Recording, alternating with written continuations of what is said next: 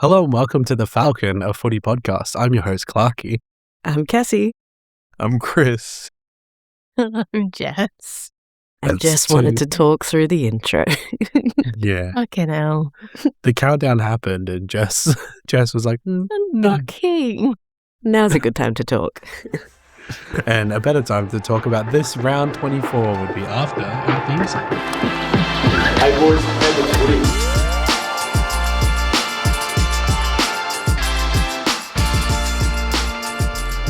Is it good that we call out the theme song every week? I don't know. You can hear it. We can't hear it now. We just stop talking for like 5 seconds and then I make it seem like a really long time. But I was dancing like I could hear it. Did you notice that? Yeah, I did. That was good. Thank you. It's our theme song. I don't remember it. I don't listen anymore. Ask Chris, he listens to the podcast. Chris and Jess famously not listeners, but hosts. I remember the old theme song. It's the same theme song. Is it? Didn't we change theme songs? Because someone else stole the theme song? Was it Foxtel or KO or someone? Someone stole it for an ad. I have heard our old theme song, which was from a stock music site. I have heard that on many Don't reveal that to people. Well, I mean, look, realistically, what's anyone going to do? They're not going to come after us if we used a real song. But let's be honest, the real best theme songs that we have are our Cats in the Cradle and our Homework one and The the Siren Sound for the fifth quarter. Gonna be honest, I haven't heard any of those. Yeah, we know. You don't have to tell us. We know you haven't heard them. Just trust us that they're great. You reference them almost every week, and I'm like, oh, must be good. I guess it's fine. Well, I'm thinking if we make it transformative enough, we can really just take any. That's how free use works, right? Like, we make it transformative enough, then it's essentially a brand new work, which means we can use it without repercussion. That's right. Because if I'm singing it like this, Cats in the Cradle and the Silver Spoon, it absolutely does not sound like the original, and we can't get in trouble. Oh, it sounds pretty close to the original. Nothing like it. Absolutely nothing like it. We'll find it. We'll have to have our off-season karaoke to really fine-tune and find our new theme song. Don't tempt me with a good time. And what wasn't a good time? I hope our listeners know that one wasn't me. They'll never know. The true fans know. The true fans know who was who. Now, what wasn't fun this week, apart that intro was fun, what wasn't fun is most of our teams lost. Mm. And most. Yeah, unfortunately, one of the results involved, and maybe we can just go straight into it. Chris faced off against the Clarks, the Dogs and the Ds, Saturday afternoon at the G. Melbourne playing for, I believe, like 5th place. Needed a win to stay out of the Wildcard finals, and the Dogs playing for absolutely nothing and still just couldn't let them have it. Pricks. Playing for nothing. We were playing to not play against Adelaide in Adelaide. That's what we were playing for. You're fine. You would have been fine. We've that's got what you make, Chris. Now instead we've got a home final at Collingwood's home ground. That's what I mean. You're going to lose either way. It really doesn't matter. This comes up every year that we make finals because we can never finish higher than like 7th. So it comes up every year. We always end up playing a home final at the MCG, and then everyone goes on about, or it's Geelong gets a home final, but it's not in Geelong. Which, yeah. I mean, I'm used to it at this point. It's what happens every year. It's so the AFL can sell more tickets because all they care about is money. So, capitalism, baby. The finals is where they get all their money. This is where Daddy makes it all back, says Gil. Did you see Andrew Dillon's fucking comment today to Ed Richards? Did anyone else see that? No, please tell us. Breaking news here. Elaborate. Breaking news here. So Ed Richards was asked in a press conference, he was essentially asked like if being in the wildcard round has the same feeling of being in finals. And he kind of said like, if you were to ask everyone, he said, my opinion, probably the opinion we'll get from most people is that it doesn't really. And that we want to win so that we can then get that feeling of kind of being in the finals. And then that was a journo kind of mentioned that to Andrew Dillon and said like, oh, how do you feel about this? And Andrew Dillon basically just had this real smart ass like teenager response where he was like, Well, I don't know how many games the Bulldogs have played in front of 90,000 this year, so maybe they'll feel like they're at the finals when they run out on the weekend. It's like, shut the fuck up, cunt. You've invented this for nothing. Like, it's a fucking pointless fucking exercise because you wanted to make more fucking money instead of having the Legends game on. Tell us what you really think, Christopher. Andrew Dillon, dickhead. Sound awfully salty for someone who won on the weekend. Well, no, I'm not salty about the win. That was a good win. I honestly thought we would get smashed. I thought we'd know Tim English, Max Gaunt. I mean, he did go off. He had a ridiculous game. I thought that he'd be the difference, but he wasn't. Turned out Ryan Gardner playing forward was the difference. No, I think the difference was that Melbourne hit the post like 5 or 6 times in the second half to even start to contest after letting. Because I was at this game. I was there live, doing the work, and this reminded me very much of when we played Freo earlier in the year. We let the Bulldogs kick 3 goals ahead, and the margin basically stayed 3 goals for most of the match. And then when we finally got the momentum back, the Bulldogs just kicked it then 2 or 3 straight back to blow it out to 21 points.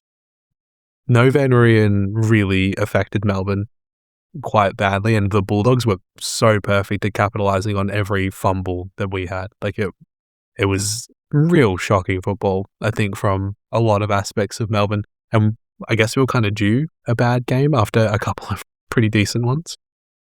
I do feel bad for Melbourne that you've had a good year. You've obviously been the surprising team of the year, and now you're in the wildcard weekend. Against And Carlton. it just doesn't feel like you should be in the wildcard round. It feels like you kind of paid your dues. You had a good enough year that you should be just locked into the finals, which, I mean, you finished, 7th? Yeah. Yeah. So you should be in them from percentage. Yeah, it sucks. I do feel sorry for Melbourne, but I don't feel sorry that it was my team that did it. But this is the thing, and Jess and I were talking about it after the game as well, where it's easy to say like, oh, well, it was this bad week that was everything that went wrong. And it's like, well, no, we've had a bunch of games that were arguably winnable that we lost in a similar fashion. And the fact that it was this one probably shouldn't have mattered if we just, beat Essendon, say, at Calgary. I was going to say, I think you can pinpoint the exact moment, and it was against Essendon earlier in the year. Yeah, like we've had a couple games that we just dropped for seemingly no reason. It wasn't ours on the night. I don't want to be like that. Well, I'm trying very hard to balance like being positive about like, well, we have overachieved, and then also actually being allowed to criticize the team, because this was just really like, there were a lot of moments where I was watching this game, I was like, that's just poor. Like watching the Bulldogs go end to end so seamlessly was like, well, yeah, this is exactly what a good team does when you fuck up. Like when you make a mistake, and then I watch the Bulldogs go, oh, cool, Melbourne turned it over. I'm going to kick it down the wing, straight down the centre. Oh, look, there's an Rory Lobb, or Aaron Norton's open in the forward line, or Riley West is just there by himself. And I'm like, what's happening? Or Big Artie Jones. 3 goals. Makes me sick. Jess, how did you feel? Because I don't think you've even watched this one. No. I watched the first minute or 2. Enough to see the Bulldogs kick 2 or 3 goals. And that was enough. I turned it off. I was on my way to the shops, and I was like, no, this is not setting the tone for my afternoon. I do not want this in my aura at all. Go away. And that was that. And then I was driving back from the shops because I had Elsie, obviously, while Josh wasn't here. And I got one of those stupid notifications from the fucking AFL app saying, Bulldogs lead the Demons by like 8 points or something with 6 minutes to go. And I was like, oh, fuck off. Are you fucking for real? Like, I've been trying to avoid seeing the score because I know it's going to make me really angry. And then just saw the score just going up by 6. Just another 6. I was like, oh, we're like, maybe this is, one of those good games where we get a bit of a run and we finish strong. No. Steamrolled. Didn't even need to see the actual game happening. It was enough. And it just made me even more mad about all the MRO stuff last week, because it just feels like we're really having a shit time after having like you said, having a really good, surprisingly good year. And it almost feels like we're being deliberately handicapped, which makes me really angry. So I'm switching off now. I think that we have played, this will be our last week, and I'm actually quite excited to not have the stress of worrying whether we're going to win or lose every week, because it's just got a bit overwhelming with all the anxiety of wondering what's going to happen. And I think we need to just look at all the positives and think that we've done really well this year, and it's been a brilliant first year for Stephen King to take the off season and regroup, and everybody gets fit again, and we go again next year even stronger. Look, I'm really sorry, but I'm going to need you guys to beat Carlton this week, because I think that would be the funniest thing. Jess said to me that if Carlton win next week, then she'll be rooting for Carlton, because at least then if we lose to the eventual premiers, it's better. Okay. You think Carlton's taking the whole thing? Well, no, it's if they beat Melbourne, then, Okay. Losing to the eventual premiers is less insulting than losing to a team who gets then punished the next week. Yeah. Carlton get their asses handed to them. But it needs to be by you in wildcard round. That's what it needs to happen. Look, if we had Rue, I think we would. That's the thing. I think if we were at our best, we would. But we're not. He's definitely our most accurate goal kicker, so definitely missing him and what he... So they replaced him with Tom McDonald, which I thought was an interesting choice. Our only change this week was JVR out for Xavier Lindsay, who is obviously key defender. And then they moved Tom McDonald forward, and I was like, well, was it 2018 already?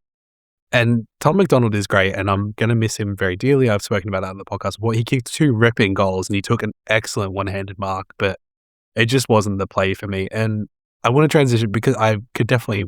The Clarks could dominate this by talking shit about Melbourne for the next 20 minutes. But look, I would just want, before you jump on, I just want to say, I watched we had the last quarter on, and we were like, whoa, this great. It was intense. It was full on. It was if we lost by fast. 8 points, based on that last quarter, if we lost by 8 points, that would have been an exciting game.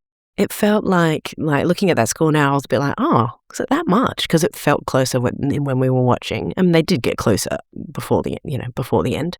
The other thing was we were watching because Pete had Max Gawn on his fantasy team, and he's going, Max Gawn should be off. They should. Are they not? He's been on 99% of the game, basically. He should be resting, but they just kept him on until maybe the final minute, which meant they thought they had a chance of keeping Max Gawn on to try and get you there, but obviously didn't. But yeah, I mean, as an outsider watching it, it was an impressive final quarter. I'd like to talk about what the Dogs did well, though, and that was congesting the contest. Melbourne really struggled against them doing this, right? So every single time there was a stoppage, the Dogs, and Chris, you were the one who pointed this out to me the last time we played you guys, the Dogs know exactly how Max Gawn plays, and I don't know whether that's maybe a bit of a reaction from obviously 2021, and then you've gone, no, we never want to lose to these guys again. This is a team that we have a very good rivalry with now, but they know exactly where he wants it. And when he would tap it to open space, it would, more often than not, there'd be someone like Cody Waitman would be there, Riley West, and Ed Richards would just shark the hit out before Melbourne could even get to it. And the Dogs were getting it just by sheer numbers and then spreading out of that contest, which was really, if it wasn't Melbourne, I'd be like, fuck, that's good football. It was, this was the exact same story earlier in the year. Max dominated us again early in the year, and I thought he'd be the difference this time because no English, we had Lob and I think Gardner playing ruck throughout the game, and every time I watched Gardner was just getting absolutely dominated. But that was basically what they did early in the year, because I can't remember if English missed the one early in the year as well, but it's kind of like they just forgo that, Max is going to get the taps, he's going to dominate us, but let's just figure out exactly what his kind of play is. And it was exactly what happened early in the year. It was every time that Max tried to tap to advantage, someone just came and took it. Yeah, and I think that was really important to take away from Melbourne, and then obviously being accurate and getting the efficient use from your own team as well, which is something that the Dogs did very, very well. So my hat's off to you guys, Chris. Thank you. How did the sun do? Cats in the cradle and the silver spoon. A little boy blue and the man in the moon. I haven't checked. Actually, don't know. Neither have I. Let's do it. Let's do it live. Did he even play? Great question, Chris. We should probably know. It's 10 p.m. Do you know where your child is? He did play. He had 11 disposals. Thank And no you, goals. Jess. See, because he knew. I'm just looking. Very considerate of two of his parents. I think he probably had a wonderful game. Sorry, son, I was not watching you. It was bad for my mental health, but I was there with you in spirit. And I'm proud of you regardless of the outcome. I love that you call him son, not Josh. Because you've already got a Josh, I guess. Yeah, We've that's named me. him after his one father. Yeah, Josh Jr. Well, we'll move on to the Carlton and Freo game, which was happening just slightly before this. Carlton came out and unfortunately beat Freo by 37 points, 119 to 82. Look, Cass, you saw half of this one, right? I made it halfway through the second quarter to go watch it live because I did have to work. I mean, I did call, what round was it where I called it that we would lose this game?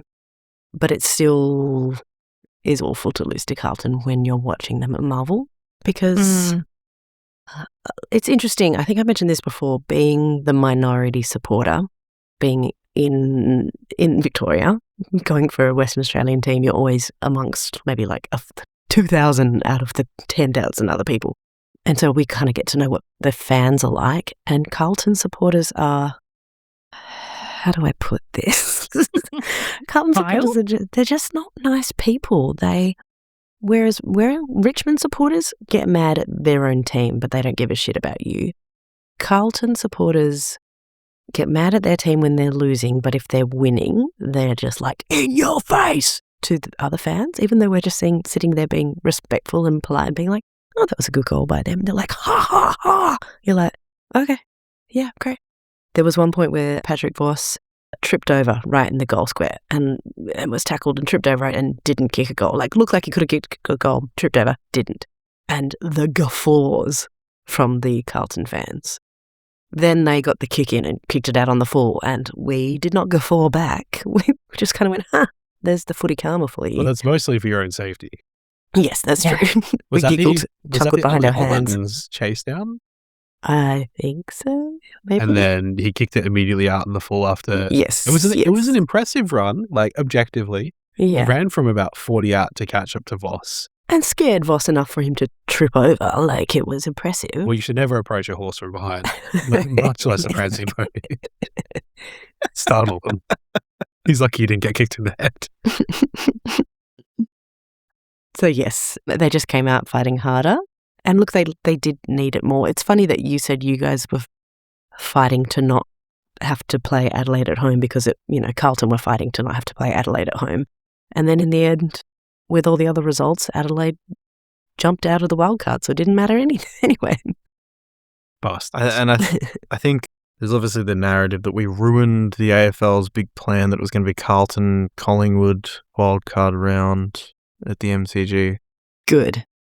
Fuck the AFL. Yeah. Good job ruining it.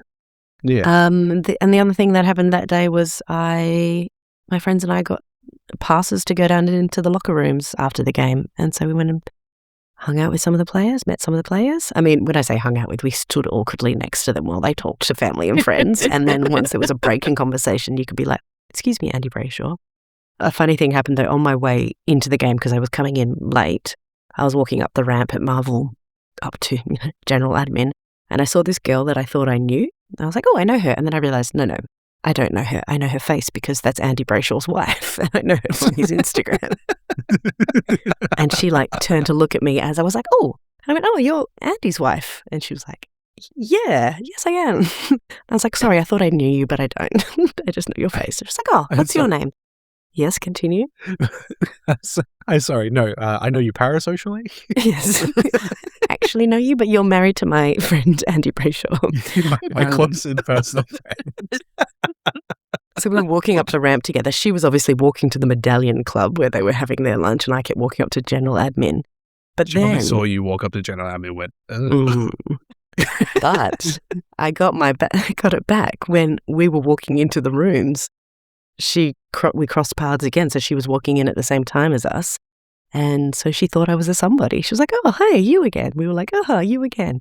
And her friends were like, "Oh, do you know her?" We were both just like, "No." We were like, "Oh, me? Yeah. Lizzie's old friend." I like you. So, yeah, the locker rooms were, I mean, even though we'd lost, they were still in good spirits because minor premieres and all that. But it seemed that I thought about it later. I was like, okay, all the guys that were hanging around are kind of all the Victorians, I guess, because they would have had family and friends there to talk to.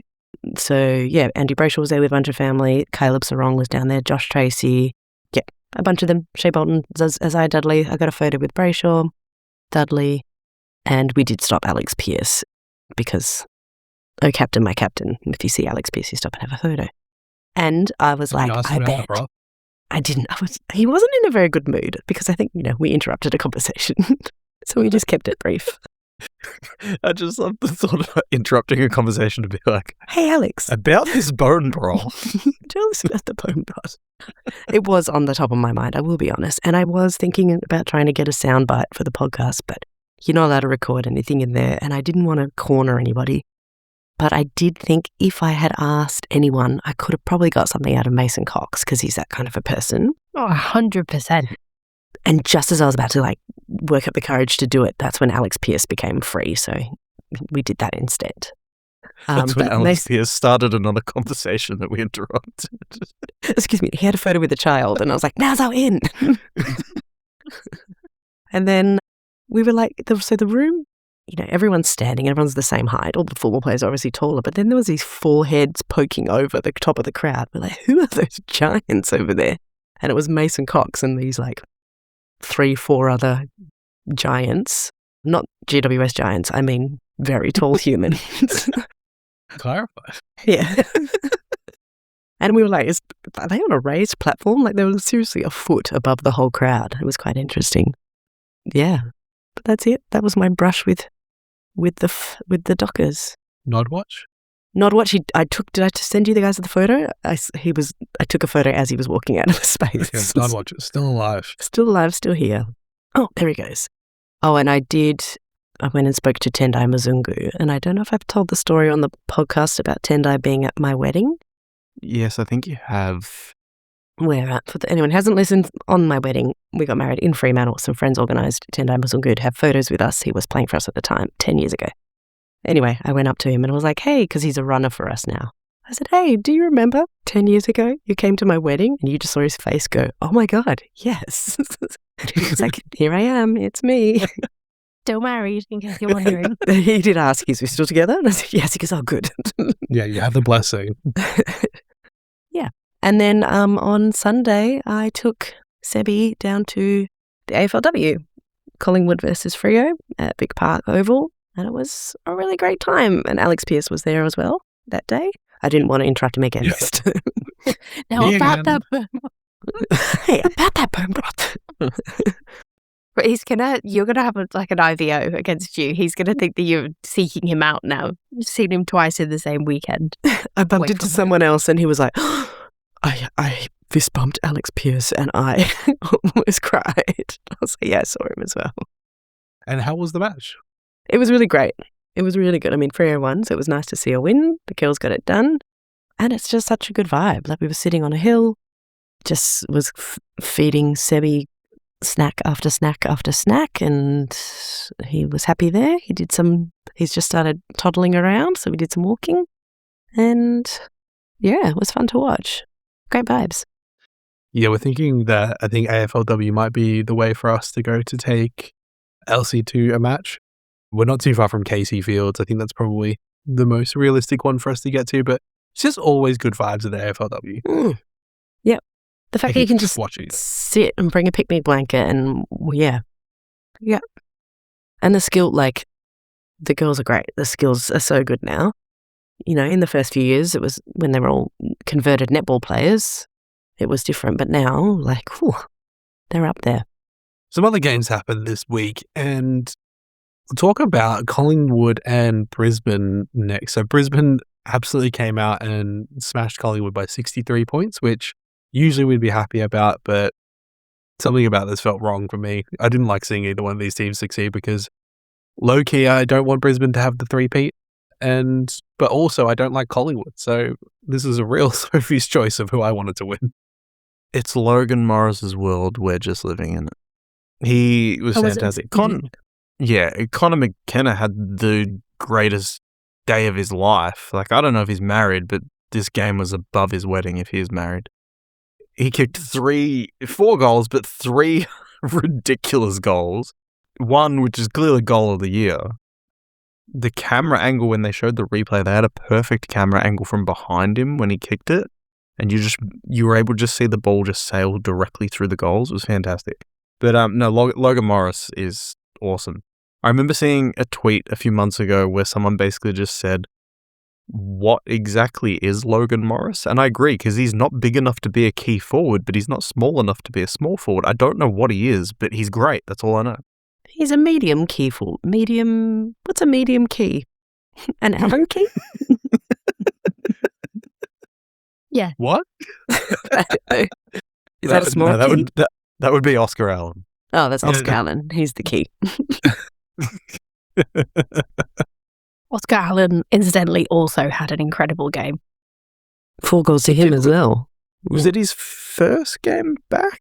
I feel like he's been out for ages with an injury. I don't know. I feel like he's always in. No, he's been back for a few weeks, hasn't he? Oh, there you go. Just hasn't done much. I don't know. I'm not going to check. They've taken him all up to do it this week in one go. He's efficient. Just like the key. Jess, what do you make of this one? Because you did a lot of the notes of this at the top. I was almost on board the Logan Morris train, and then I kind of, when you just kind of forget yourself, and I'm like, oh yeah, kick another one. Then I'm like, whoa. I don't like Brisbane. What am I doing? Why am I cheering this? I don't want this to happen. This is a ridiculous 60-point win. 63, whatever it was. It was crazy. I had some hopes, I guess, that maybe Collingwood would come out and stick it to them a bit because they were at home. But Collingwood just looked washed. They just looked tired and not really in it. I wouldn't be surprised if they go out really early in the final series, much to the disappointment of their fans. But I agree. I don't want Brisbane to go back to back. Back to back to back. I think we've seen enough of that. I would like to see literally anyone else, but not Collingwood. Pendles get injured in this game? I feel like he did, but I feel like it wasn't anything catastrophic. He didn't do an ACL or anything. It was just old man injured, where they were like, oh, he looks like he might shatter, so let's just pull him off now. In the injury report, Pendles fragile. Yes, old, frail. He was on the bench for 93 minutes, so I'm going to say that he was at least taken off precautionarily. Yeah, it That's didn't a big feel precaution. Well, I've lost track of what number must be on his Guernsey now. What colour it is. Yeah. Well, is it wedding anniversaries where you just keep leveling it up? It's up to Ruby. Sapphire. Well, it was reported, I think it was during the week, I think by Jay Clark, that apparently Gold Coast have made a serious pitch to Pendles to come finish his career up there. what? I heard that, and I didn't. I thought I misheard it. As I was walking past the TV or whatever, somebody said it, and I was like, "Did I just say Pendlebury going to Gold Coast?" No, What the you fuck? heard it correctly. No. That's the conversations about getting Stringer to Collingwood. Well, he's definitely not staying at GWS. I saw that. Yeah, tonight, but why he's would you definitely want to not do that staying. I'm like, so just retire. But and also all we've been talking about is how old these guys at Collingwood are. But they're just let's just get another one. They need some friends that they have got things in common with. Turning into Geelong. The Gold Coast offered Pendles as a playing coaching role. And what? the way it was described was kind of like when Luke Hodge went to Brisbane and when Sam Mitchell went to West Coast. Similar type of deal. But I mean, when you've broken the game's record being at one club, why would you ruin it by ending your career at a random at Gold Coast? I know. It feels cheap. It feels like, what's the word? Like, you just don't want to let go. Like, you're still kind of trying to flog a dead horse. Just go gracefully. And that's not like Pendlebury to try and flog a dead horse or to Not at all. monetize his career for personal profit. It's the complete antithesis of everything he stands for. I've still never gotten over that he makes only his side of the bed when he makes the bed. I've never gotten over that. I think about it every time that I get out of bed. Every time. You don't think, good morning, wife. I wonder how my children are today. I wonder what gardening I might do today. No, you're thinking about Scott Pendlebury. I'm right there with you, Chris. I roll over in the morning now. Co-sleeping child puts both of her hands on my face and goes, good morning. And then I go, I wonder if I'm going to make my side of the bed or if I'm going to Pendlebury it today. Every time. I hear that the warm weather is probably good for his joints, I guess. And also, if Hardwick's on coach watch, like they need to start training up somebody else, right? Is Pendle's the coach, goal coach. Okay, all right. The other side of the coin of coach watch. Who's coming in? Who's coming in? Well, it's announced today that Mark McVeigh is most likely in the prime box seat to get Essendon's coaching role. As we know, no, he's got it. They announced it. He's the coach. Yeah, it's already been announced. Yeah. Yes, and I guess that explains why it wasn't announced last week, because McVeigh is currently an assistant coach at Sydney. Sydney, right? Yeah. Yes. Interesting. So I think we're already seeing the movements now that Essendon have finally named their coach. I think we probably see another. It would be weird to see them bring. Dimmer wouldn't be happy. Sorry, let me get my thoughts straight. Dimmer wouldn't be happy if they brought someone in to do like a Carr to Hinkley kind of role. What's the term? A succession plan. A succession plan. I think Hardwick would be like, absolutely fuck this and piss off on his US holiday again, like you do when you crack the shits at Richmond. But he probably gets at least another year before they start asking serious questions of him, even though there probably should be some. He said some real fucked shit. Sorry, we're not talking about this game, man. We're in the full-on coach watch section. I can see some other coaches that I'm willing to. After this one, I need to see what Craig McRae does with Collingwood over the next year and a bit. I know that they've had some injuries this year and their defensive unit is different and stuff like that, but this is probably the truest test that I think he's had in his tenure at Collingwood, because he came on board with a pretty okay list and has had some obviously really big success with them. But now this is like, it's side bottoms going. Pendlebury, if he signs for another year, like how useful is he going to be really? Guys that they're relying on like Jordan De Goey is probably almost on the way out. Jeremy Howe, how long does he have left in him as well? Like, how long does he have left? Good one. Yeah, you spell it with an E. That's how you spell it. How long? Yeah. Thanks, guys. It didn't need to be. It was just there, you know? Yeah. And I think there's a lot of interesting transformation that's going to happen at Collingwood next year. Rebuild. Can I declare a rebuild, please? I don't know if it works if an outsider declares, or someone who supports a different team is allowed to declare rebuild. We can let Jess do it. Here, I'll give you a clear run. Jess, you can declare rebuild. I declare a rebuild for Collingwood. I need a little bit more enthusiasm, a little more pomp and circumstance. You give me a little more. I declare a rebuild. My best storybook voice coming out. That's very good. The English accent just adds so much to that. Well, the English are known for colonising, conquering, declaring things where they're potentially unwelcome. So here I go again. Huh. Very good. I'm self-aware. You know what? Very good.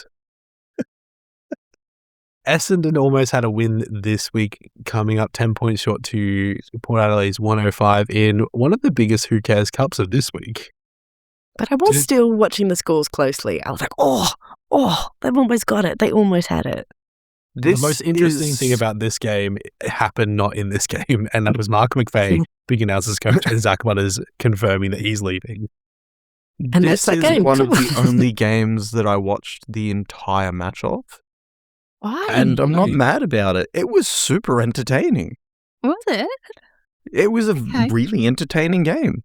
Like for the whole way through. Okay. Okay. Do you care to elaborate on that, Chris, on this podcast? Or Suckering us into watching a replay that we don't actually want to watch. And when I'm 40 minutes deep in the KO replay tomorrow while I'm trying to work, I'm going to go, fuck you, Chris. I can't believe I wasted 40 minutes of my life on this. Wasn't even Just watch the last quarter. Last quarter was really entertaining. Essendon, it was a bit of back and forth in the scoreline. Essendon were up, then Port were up, then Essendon were up, then Port were up. There were there was a point with only about 2 minutes to go where Zach Merritt kicked a goal to give Essendon the lead, and I was like, oh, it's the fairy tale finish for Merritt's career at Essendon. Like, he's ended his career by kicking, his last kick will be a goal to win them the game, and then literally about 10 seconds after that, Port just took it straight from the ball up and kicked a goal immediately. But no, it was a super entertaining game. The skill level wasn't great. I mean, Essendon do a lot of things wrong. But apart from that, it was very entertaining. Okay. Like watching a good game of Oz Kick. Yeah. amazing. Just in case anyone was wondering, I know we're not circling back, but Pendles is on 442 games. If that means anything to anyone, or if anybody gives a shit, I would just like to set the record straight. So he broke the record once again on the weekend. You can cut that out when you edit it, darling. No, that's all right. You can. That record's only going to be set straight for one more week before it changes again. Who would you rather be, Chris? Would you rather be Essendon, Port, or North at the stages of where each of the clubs are at? I mean, you'd have to say North purely because the amount of top draft picks that taken, and they're going to get and because they've got one person in the All Australian. You're right. Yeah, that's true. And because they're going to get another not too bad draft pick again this year. So yeah, you'd rather be North having Sheasel, LDU, McKercher, O'Sullivan. Like, there's so many high-end picks there. Port, I will say, aren't as bad as I thought they were. And considering the injuries they've had, obviously Butters has been out. He's announced today that he's going to leave. Well, yeah, he has announced that they did a weird hostage video with him. Has anyone seen that? It was odd. So he had his exit interview, and then it came out, it was reported by Toby that he's told them he wants to come back to Victoria. And then Port Adelaide uploaded a video that they've clearly forced him to film, basically telling the fans that he's going to leave and come back to Victoria. It was very odd. Oh. But yeah, they've had Butters out. Horn Francis has been out for the last few weeks. He came back last week and then broke his toe, so he's out again. Connor Rosie's been out since round 3 or 4? Radagalia had a horrific injury halfway through the season. They've lost a lot of players, and they've still done okay. Like, they had 7 wins for the season. Like, they're not as bad as I thought they were going to be. Okay. Yeah. But you'd still be your dreaded, hated team, North Melbourne. Purely on paper. On paper. Yeah. Well, North Melbourne got smashed by the Swans over at the SCG, which I don't want to give much air to this game time, so we're going to talk about the only good thing I can think of relating to Sydney at the moment, which is they broke their all-time AFLW game record with 16,000 attendees, which is awesome to see. Go support women's football, go support AFLW clubs, because fuck, it's good. It's so I can't think of any time that I've turned on an AFLW game and been like, this absolutely sucks. Anything more than the men's. The Port Adelaide Hawthorn game was on Sunday Arvo/evening. It was absolutely brilliant. Good to see Melbourne get a win as well. But this is something really great. And in the wake of everything that happened last week, which we're not going to touch on because there's not a lot of new information and not a lot of things have changed. There's still an active investigation. The players involved have been suspended for the rest of the year at the minimum, pending the results of anything to come out from this. And it's been announced they're not welcome at the Brownlow. They're not going to be in All-Australian contention. All very valid things that you deserve if you're doing fucked things. But what was great was the GWS Giants called out on their social media that to highlight the importance of supporting the AFLW programs for Sydney. And I would say that their message in spirit carries along to all the AFLW clubs, where if they were urging people, if they have capacity to go to the game that was at the SCG, it was at the SCG. It was a double header. that was at the SCG, then they should try to attend no matter what club. They were specifically talking to Giants members, but they were basically saying, if you can go, please go and show, the women's team that they are supported and that they are, definitely getting the backing of the AFL community. And that was really nice to see. Yeah, they were basically like, put our rivalry aside for 1 week. We're playing away. You can't go watch us this week. Go watch the Sydney girls. And yeah, 16,000 plus, 16,600 and something, I think. So that's incredible.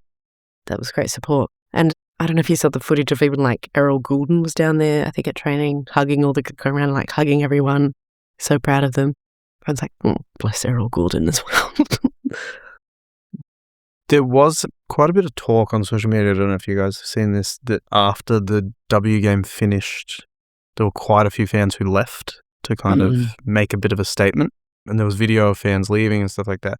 I get the messaging. I agree with the messaging. I don't think punishing the players who haven't done anything is the right way to do it.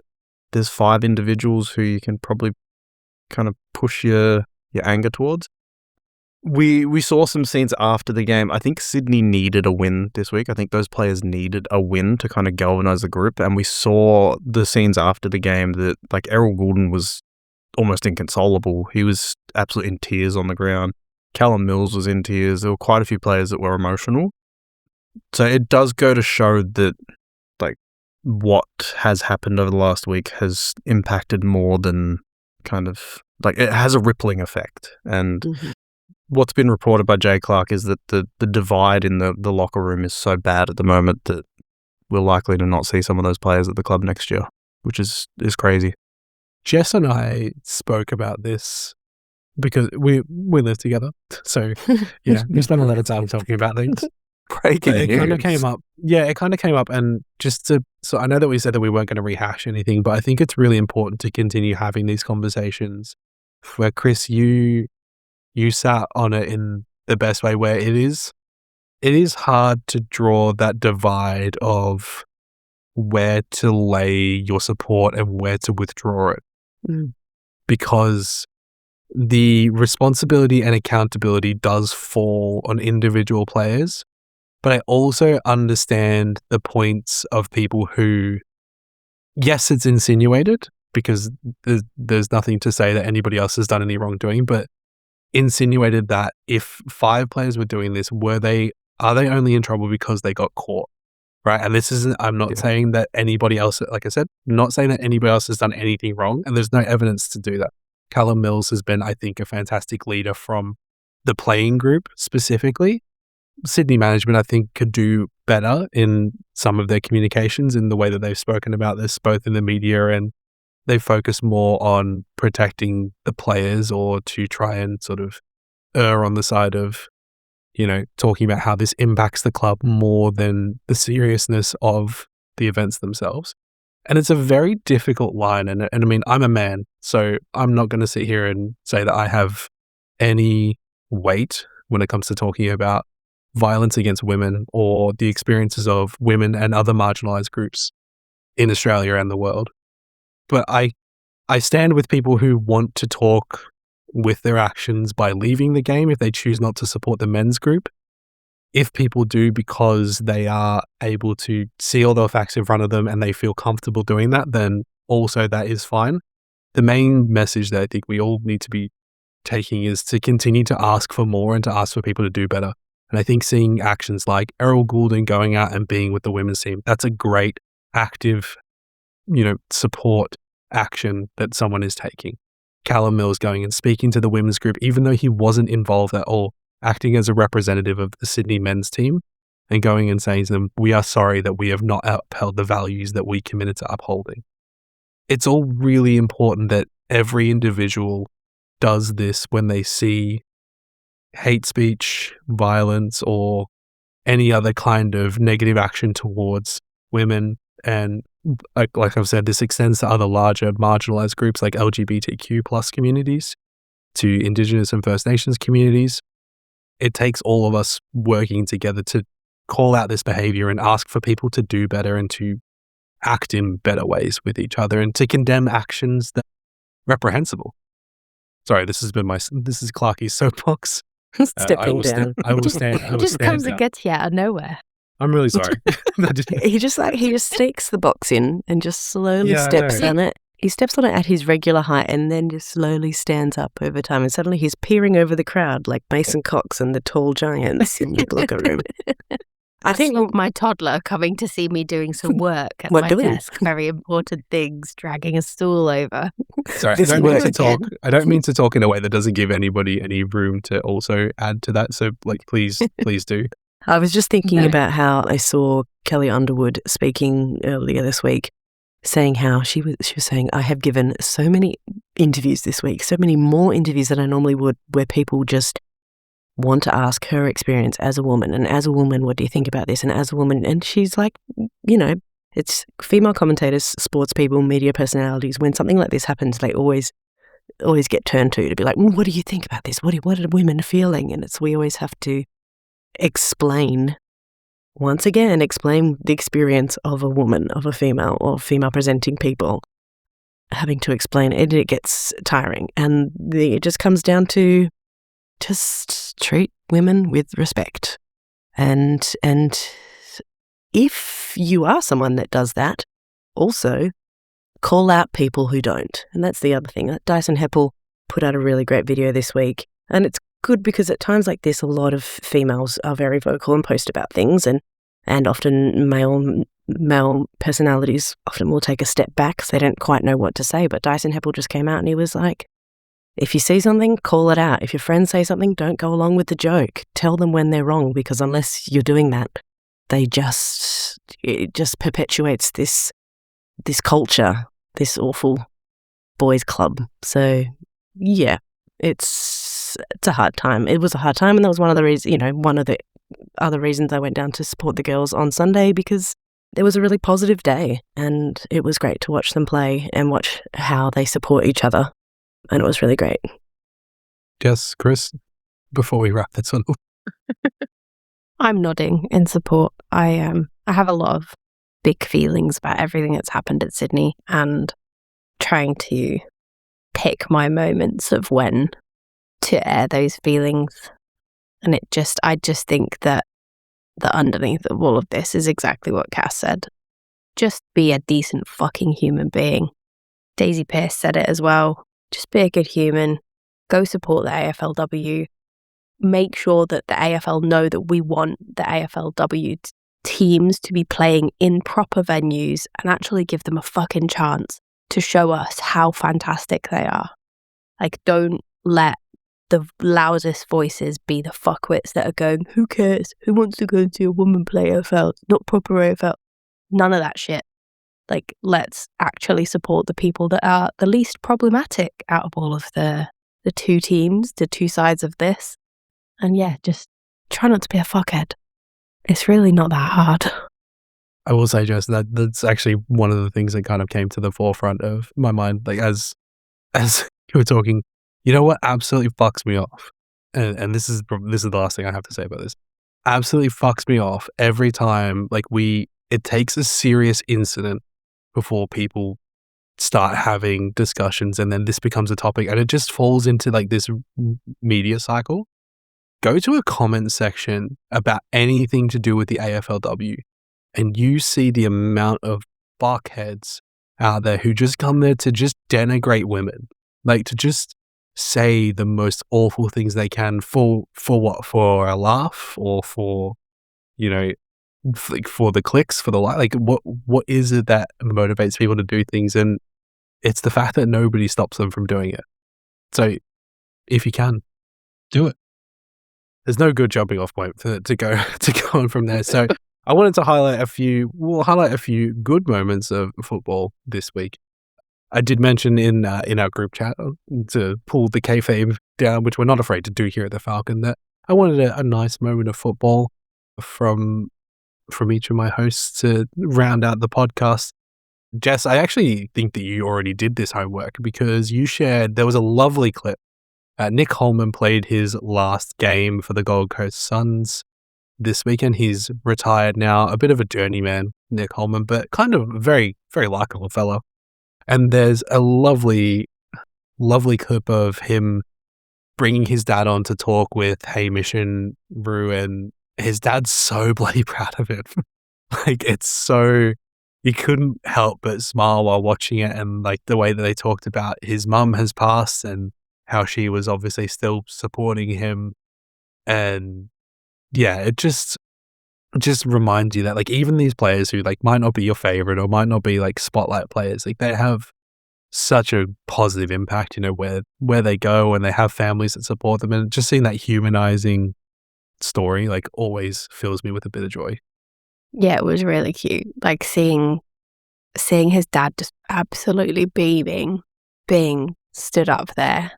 And I think he said that he's only kicked 3 goals this season or something, 3 or 4 goals this whole season, and 2 of them were in this game. One of them was at like his 250th or something like that. He kicked 1, and then the other 2 were at this game, and they were really good games. And he was just like, that was my mum. My mum was there with me, and you know, that was her. She's always doing this. Like, there's always such bright moments in my life where I just know that like she had a hand in that. I was like welling up on the couch being like, this is beautiful. I was like, who is this man? I feel like I've literally never heard his name before. And now I'm watching him on his last game crying because him and his dad are adorable, and all I want is good things for him. And then like he goes, oh, you know, because my mum's not here anymore. And I'm like, oh my God. Just like every little bit of the puzzle. And then, of course, they gave him the Harvey Norman TV and he was the MVP. Yeah, send him over to TV. Just get that on the plane with you. I don't know if they've paid for checked baggage for him or not. The logistics of that are just absolutely crazy. Yeah, That's how I feel about the meat tray. I'm like, how are they going to get that back to Perth when the check doctor's it in? in Or? You had to buy 2 seats next to him and then lay the TV. It was just lovely though. Like, it was really heartwarming. Like, in a storm of absolute shit that is going on in the AFL, it was just lovely seeing that and thinking, yeah, there are actually some good humans here. And it's unfortunately some of the worst ones that seem to be spotlighted at the worst times.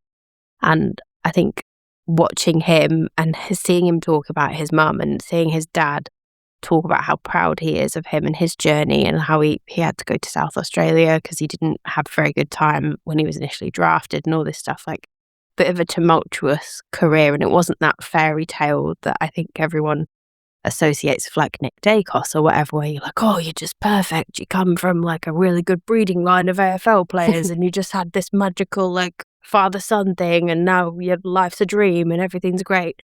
And you're doing Primo ads and putting on a cowboy hat. And you just That is a weird ad, by the way. Right? I have Like to the say. accent's terrible. What on earth? That's a whole segment on its own, I think. But seeing, you know, this story and thinking underneath it is just a little boy who grew up wanting to be a footballer. Like, that's who I saw when I saw him talking. Like, I saw his mum and dad there on a Saturday watching him play Auskick or whatever, and it's just lovely. Like, it really filled my cup up for the whole weekend. I'm done. Any other moments for you guys? I have 2. One quick one was the Bailey Humphrey moment on the fence when he's chatting to the little girl fan. That's pretty cute. She's just right up to him, talking to him. So if you haven't seen that video, go find it. It's very cute. But also my one was, this kind of says something about Freo, the year that we've had, where this was maybe our first or second debut of the year. But we had a guy named Tobin Murray make his debut on the weekend and scored his first goal in the final quarter. And like, we weren't going to win, but he's, you know, everyone got around him for his first goal. And then he almost kicked a second right on the siren, which would have been amazing. But an interesting fact, we are the first team to have a Tobin and a Tobe, but no Toby play for us.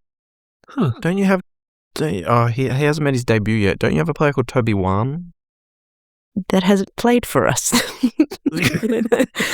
the fuck is going on in your brain? Like, why does your brain know that? WHAN, Toby Whan. I'm fairly certain his first name is Toby. That's got to be a joke name. Toby Whan. Like Obi-Wan Kenobi. I was about to say that's the only reference I have because when you Google Toby Whan, it comes up with Dota 2 commentator Toby Whan, who is an Australian. He was very famous in Dota 2 circles. Yeah, no, I was right. Toby Whan. Yeah, he was drafted last year. Well, He's 19. Hasn't played for us yet, so we've had a Tobe and a Tobin, but not a Toby's Toby. brewing. Toby's Heading brewing. Toby's brewing. Cass thinking that she's going to bring a fun fact to the podcast. Chris's torpedo. dumb football brain. Shut the fuck up. You know nothing. It's funny because my 4-year-old said to, was it my 4-year-old or 8-year-old? Oh no, it was one of the children. Said to me on saying shut the fuck on up. the week, The favourite one? said to me on the weekend, I was watching the footy, and he was like, "Do you know a lot about footy?" I was like, "Yeah," and he's like, "Do you know all the players?" And I was like, "Yeah, most of them." Just use Yes. that weird, those weird. Go on, name any player. Do it. Name a Toby Whan. Start naming them till you can't stop. Hey, name all the Sams at Western Bulldogs. I think that about you though, Chris. Like when you said you would rather be North because they've got these draft picks, I just thought, what the fuck? I don't fucking know what draft picks Melbourne have got, and that's my own fucking team. You've How got do you know you've got that? good, yeah, you've got good draft picks because Gold Coast was shit. That's why you got good ones. Yeah. Thank you, Petrarca. Yeah, Chris, have you got a good footy ball? I was gonna say Bailey Humphrey. Oh, sorry, I stole it. Yeah, That's why he torpedoed your fact. yeah. The other one was the Bonts had a baby. There's a baby Bont now, not just Joel Frazier. Oh, baby There's an Bont. actual baby Bont now. Hey, Chris, you mentioned that on the podcast last week. If you'd listened to it. No. Sorry for proving that your fact was wrong. I was going to say it was Bont's first game back since having a baby. I was a bit disappointed he didn't do the baby celebration after he kicked that goal from 60 meters out. But he looked like he was celebrating the moment personally, especially after he kicked that goal towards the end of the game about 2 minutes ago. Did he do a yawn because he's so sleep deprived? How did I didn't you see react? one, but Yeah. probably. He just the celebration that he had was just, he was just letting it all out. As you can tell by all 4 parents on this podcast, you just learn to survive, and Bond's doing it. Just play Bond your game. It's we Bond's world can and we're sur- living in it. Yeah, I was going to say, if we can survive it, then Bond absolutely can because he has to be close to peak physical condition. But he also owns a cafe. He's got unlimited caffeine straight that's the right dream. there, straight to the eyeballs. He goes in every morning, inject it straight into my eyes, please. Just eats one of the coffee pugs from the bin. Let's go. Alrighty, team. That was a good podcast. Yeah. We did it.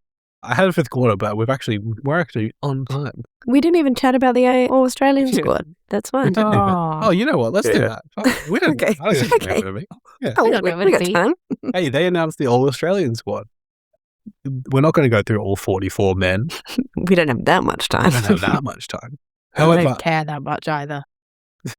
we thought that About 44 men is my point. yeah, It name a could be man. any Jess. men. You know what? Let's flip the tables for once. Name a man, Jess. Any man. Toby I'd rather Whan. Toby Whan. Future son of the podcast, Toby Whan.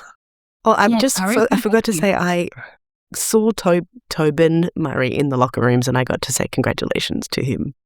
Oh, So that was I, nice. And I was I like, can I adopt you? I have snuck in Tobin because I drafted him in a dynasty league. So Oh, very good. go well, son. I like that his name is Murray. His surname is Murray, like my dog. But yeah, there I are thought your 8. fun. I thought your fun fact was going to be initially that Tobin is Toby with an N at the end. Fun fact, guys. Fun fact: remove the N. Toby. wait. Is Murray your dog's both names? What? Murray. His name is... What? Am I having a stroke? What? My dog's name is Murray Murray? No. My dog's name is Murray, full stop. I must have just repeated myself. Sorry. Tobin Yeah. Murray. And I have a dog named Murray. So Fremantle has 8 players in the squad announced. This is a cool show. I don't get what anyone says. I love this podcast. This is my second favorite podcast. It's So, Chris's yeah. 15th, apparently. Chris has never listened to a show. He's never listened to an episode. Now, Cass, Freo have 8 in the full squad. How do you feel? How does it feel good? Do you feel proud? Yeah, I do feel proud about it. We were chatting about it tonight because I live with my husband and we talk to each other about various things. Wow, bold. And If Chris talks to his wife, I'll be fired by Cass. he does, but he doesn't make her side of the bed. And we were talking Not about for much how longer. probably of that 8, maybe only one will probably make the team, which probably be Luke Jackson, because they're all quite similar. Our play, they're all there's no we've talked about this on a previous episode. Like, you think of Freo, who do you think of? And everybody named different players because they're all quite good, but they're all the same level of good, basically. So unless they all make it, which I don't know that they will, I don't know that there's any particular standouts this year. You're right. It is criminal that Jaeger O'Meara didn't make the squad. I'm glad you brought that up. It's been bothering me ever since they announced I it. do love that you still call him Jaeger, but that's... Jess, 2 Demons made the All-Australian squad, Max Gawn and Keziah Pickett. How do you feel about that? I feel like isn't that just expected? Like, if 2 of our boys were going to make it, it was going to be them. Like, that feels just very, natural to happen, I guess. What happens? This is really going to show my inexperience. What happens now? There's 46 of them. Do they just, it's like The Voice where they just cull them and somebody gets the golden buzzer? Yeah, there's 3 chairs that are being set up in a room now for an awards ceremony that's happening tomorrow night. We record on Mondays, listeners, so it's happening on the Tuesday night, the 25th of August, and they'll announce the proper squad, like the team. And 22. Yeah, Is they'll get their jackets and then they'll all go up on stage. And So more than half of them are going to not be... Who will it be? That should be a reality show. They should do it like The Voice. Max Gawn going for his, did I see 9th? No, Jacket? yeah. It'll be Record. record breaking. Yeah. Surely at this point you have to just do it. Like, Just for the surely story. that's just, do you know what I mean? Like, that's just a given that you just go, he has to do it, because let's face it, how many more seasons has he got in him? 17. Respectfully, I don't think they just have to put him in. I think he's actually earned it. Yeah, he is. He has actually, but far and away the best ruckman this year. He's been named in the extended squad. I mean, like, if he hadn't been named in the extended squad, I wouldn't be saying just give him the blazer just for the hell of it. But he's made it to the short list. Surely at that point you go, well, it's got to be Max. Like, come on. It's just it's right there saying this. He's not going to fucking make it now. I've put it in the universe. Chris, Marcus Bontempelli and Ed Richards' name for the doggies. Are you happy with that? Yeah, I mean, it makes sense. They've both had almost equally as good a years. I think probably the only stiff one on our team, which I think he only missed out because he copped an injury towards the end of the season, was probably Bailey Dale, was having a very good year. Yeah. And yeah, probably just kind of pushed himself out of contention with the injury towards the end of the year. But yeah, Bont and Ed make sense. Well, I thought it'd be good if we just went quickly and we did one of our favorite picks, not from our club, who's on this list. Somebody who we think was overlooked. Chris, you've kind of already hinted at somebody for you, and then somebody who we're happy to see them there, but it was unexpected. I will go. My unexpected person on this list is I love seeing Bodie Hewland in there. I think he has had just one of those years where he found a role in the Gold Coast team and just held it down and performed at a pretty consistently high standard. And it's really lovely to see sort of a non-household name kind of get in there. Like, I don't think a lot of people know him as anything other than Zeke's brother. And I'm really really happy to see him getting some flowers by being in there. Yeah, I'm quite happy quite happy to see Murphy Reid in there in his second year. Like, that's incredible. I don't think he'll make the team, but that's a good starting point. But it's quite good to see Clayton Oliver in there, I think, after the few seasons that he's had and moving to a new club, having a bit of a change. Good on him.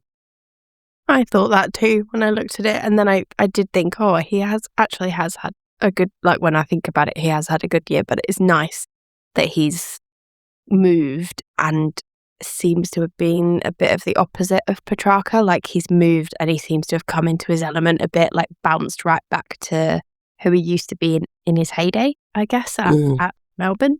So that's nice. I think when I looked at it, I looked at Alir and thought, yeah, like, good for him. Like, I just pat on the back for him. He's had he is actually very solid in his role, and he's done well to get in there. I think it's good that he's being recognised. He's one of those key defenders, Alir, that I absolutely dread playing against because he just marks everything. Like, he marks everything. And I always find it very funny that he's paired up with Radigalia, who I think is very good athletically, but has sometimes very sloppy at actual football. Yeah. So I find it very funny to have like the most competent player in the world and a guy who just tries real hard because he's super athletic. Chris? I probably had two. One was the aforementioned Logan Morris. No, Logan Morris is the McDonald's kid, right? Yeah, he is. Yeah, okay. Yeah. That was his debut. Pleasantly surprised to see him named. The other one was Jarman Impey from Hawthorn. Has had a really sneaky, under-the-radar good year, and it's nice to see him recognised for it. I like that Hawthorn have 5 people, and 4 of them, their names start with J. Jack, Jarman, Jay, and James, and then Nick Watson ruined it. Joe was it? Do they have a Toby? Job? No, Jamiroquai. I'm still having the same stroke. Yeah. What do you guys think about... Sorry, I'm just skipping over the George Jamiroquai joke because I was just wondering, what do you guys think about Harry Sheasel being snubbed? Well, I was going to say, I think that's probably our combined overlooked, right?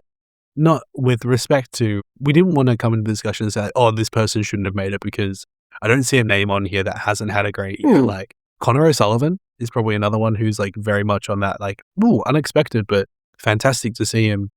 But to not see Sheasel in there at all feels crazy, because he is the best player at North Melbourne.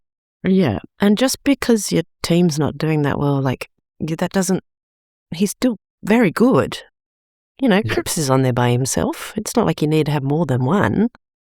Yeah, it's very, very upsetting to not see Sheasel get the recognition, because I think he definitely deserved it. I just saw LDU is on there as well, so North did get one player, but... Yeah. Yes, one. They only get one. Do you think LDU is better than Sheasel? Different positions, but... Or same positions. I know I'm confused. I think Sheasel has had a better year than LDU objectively.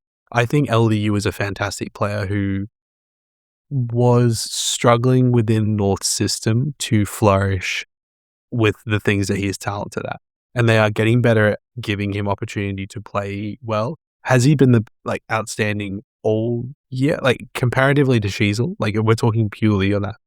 I think Sheasel is just... How do you go past him and say that he's not consistently having positive impact on that team just by being there? I think it's also surprising to see, like, on the list when Sheasel isn't, probably the 2 names that stick out to me is Josh Dacos, who, again, has had a good year, but I don't think he's had a better year than Sheasel, and Jordan Clark is probably the other one, which I'm a big fan of Jordan Clark, but I don't think this has been his best year. He's had quite a few games where he's gone missing. So to see both of those names on the list above Sheasel is a bit surprising. Yeah, I'd probably say the same thing with respect to Freo as well, Cass. I think Caleb Sarong has had like a tale of 2 halves with this year. I feel like the first half of his year was very quiet for what he's been capable of. And then the back half of the year, fantastic. And I think it's exactly the same as Jordan Clark. And it's probably actually very telling that you guys then had your 13 in a row and, you know, that kind of thing when these guys started picking up and playing better. Like, I mean, 13 is, over half a season, but it's hard when it's so dominated, when the player numbers get so dominated by large players from like large numbers of players from singular teams. We were saying it's interesting that, Caleb Sarong made it, but Brayshaw didn't when they were, Chris, you said early in the year, they kind of had they were going game for game. It's just clicking in my head. There's probably a reason, because they probably had to remove 5 fuckheads from 3 or 4 fuckheads from this list and just cram some people in. Yeah, there would have been at least, which makes it even more baffling that there were probably at least 2, maybe 3 players removed from the list, and Sheasel still didn't get a fucking nod. Yeah. How far down on the list is he, actually? Yeah. I saw a lot of people saying that Ruben Jinby was stiffed by not getting in the squad. And it made me think about how much I've actually watched him play. Has he been playing? I thought he was injured. Is he not dead? I don't know. But then I remember I saw a video of him, I think, talking about the Sydney stuff, and I liked it. And I was like, oh, yeah, he's a thing, isn't he? He's like a co-captain or a captain at West Coast. He's No, the he's not a captain, isn't he? co-captain. No, I don't think so. Liam Duggan's I'm the sure captain. we had this Are conversation. you thinking of a different player? Maybe? Didn't we have this conversation? And I was like, is he the captain? And you were like, no. And then I looked it up and he was. No, that's Ruben Jinby. That's Liam Duggan. Yeah, that's what I just said. Liam Duggan's the captain. Yeah. remember because he's quite good looking.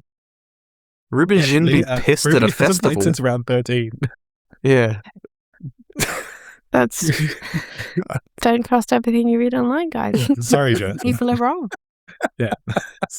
They're wrong and they're fuckheads. There was that moment where Jess said, like, I haven't thought, it just makes me realize how little I've thought about West Coast and their players. And I was like, yeah, I haven't thought about Ruben Jinby for a long time as well. Just like, I Jess don't know. Though you were completely correct with your first instinct, Jess, which was, yeah, you haven't heard about him because he's not there. Yeah. He's just not been around. Not a single West Coast player on this list and not a single Richmond player on this list as well. Or Essendon, Essendon. sorry. It was like a quiz when I was looking at them because I was like, who's missing? Who's missing? Who's missing? I counted all the teams. I was like, 15 teams, 15. Who is it? It's, yeah, the crap teams. I think But if I'm Archie surprised Roberts about didn't get Essendon. injured, if Archie Roberts didn't yeah. get injured, he probably would have made the squad because he was having a very good year up Yeah, until he his was. shoulder injury. I think that's a fair call. Richmond, I think the only one who's a little bit stiff there is probably Taranto. Has had a good year. Probably not all Australian worthy, but when you factor in that he's the only one who's really kind of pulling his weight every week for Richmond. And then for West Coast, I don't know if anyone, like, if you were going to pick anyone, maybe Harley. Yeah, that's the only name that I saw. Yeah. Yeah. I don't think he's had an all Australian level year. Like, what midfielder do you take out for him? Like, it just, yeah. Well, discuss the full squad. Sorry, we'll discuss the named squad, the team, next week when it's announced. I'll post this recording. And we'll get that on to next week. So just remember, listeners, you can follow us on our socials, Instagram and X at Falcon Footy Pod. But jump on your little podcast platform. Take your little machine out of your pocket right now. Head to your podcast platform and go, hey, I give these guys 5 stars. Leave us a little comment in the spot. If you're on Spotify, you leave us a little comment and ask, hey, how you doing? You guys good? You guys good? Sounds like Jess is having a stroke. That's what you want them to say? Hey, you guys good? Yeah. You're right in the head. It's nice for people to ask. It is true. Are you okay day is coming up. Yeah, Yeah. that's true. Get on board. No, we're not. I'm not bringing KO into this. Sorry, did we talk about how... No, we'll talk about it another time. No, go on. Sorry, the floor is free. Why are there ads for KO on KO? Right? What? Everyone keeps saying this. I don't have ads. If you pause it, the thing comes up, an ad for KO. If you... Before you press yes, join live the game, and it plays an ad before you can join live. I'm paying for the platform. Why not happening? But we're paying for the platform. Why are you advertising? We I don't get ads at all. I get And that it's been Roblox confusing ad. me. I get that, but that's only on. I only get it in between, like, when it's like quarter time. That's the only time I get any sort of ad is when it's like quarter time or half time or 3/4 time. Also, the other thing that gets me is when it starts and it makes the KO noise, the dung dung, The boxing noise. And no matter what volume I have it on, it is so loud. Anyway. It's the Netflix bong when your child's asleep in the other room. Yes. Like, I might just watch a cheeky episode. And then Stan is like always, I have to have it on the TV on 7. It's so loud. Anyway, we could talk about this all night, but we were wrapping up the podcast. Yeah. Much like Scott Pendlebury, when you think we're gone, we come right back. Game 443, baby. So, yeah, listeners, jump onto our socials, leave us comments, leave us reviews, please. Also, if you head to our social media, the cat's out of the bag. We're having a special extra guest host spectacular next week. Jesse's coming back, baby. And he's crafting a quiz for us all. It'll be mostly there's only 2 games next week, so it'll be mostly 5th quarter next week. We'll discuss the wild card and then have some fun with an old friend. You can also follow us individually. Cass, where can people find you? You can follow me at CasBadge. Chris, At Lowry_16. Jess, At Swanky Jess with 2 Ys. and you can follow me at QuantumJC or over at my other podcast, The Footy Mailbag, where I think AFL's winding down and now we're talking NFL. Straight from one ship to another. And boy howdy, I'm more excited to play NFL than I am to play Supercoach. With that, listeners, we'll see you next week. Give your mum a kiss for us and say, hey, don't let them adopt me. They seem to keep on picking up people and don't let them adopt me. Bye. Bye. See ya.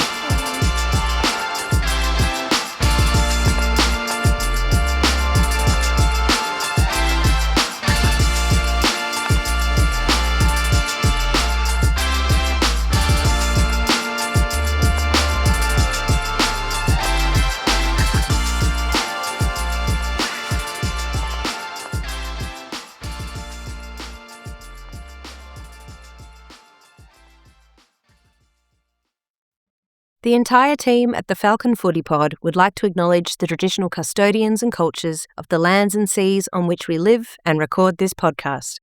We pay our respects to all First Nations peoples, elders, and ancestors, and thank them for their continued connection and contribution to this country's national game.